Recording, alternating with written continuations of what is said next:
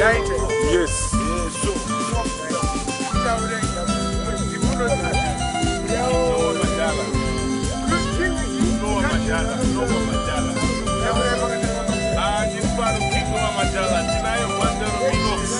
The big man is back. He's back in town.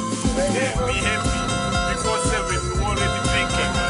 Before 7, brother. Yeah, man. Early morning. 6 a.m. 6 a.m. I'm already drinking.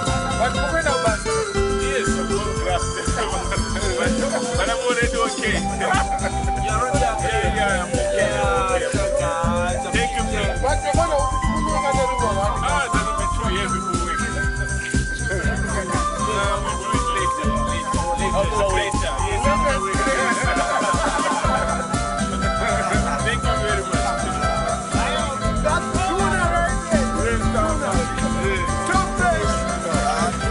Brother from another man.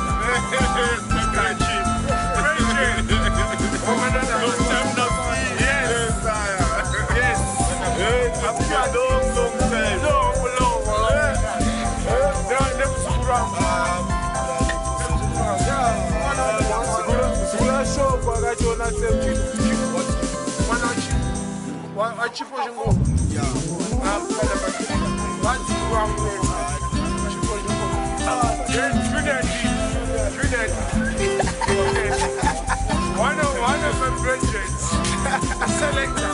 Yes. Done.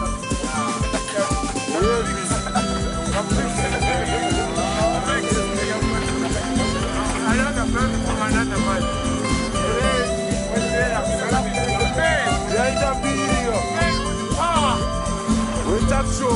What's up, show?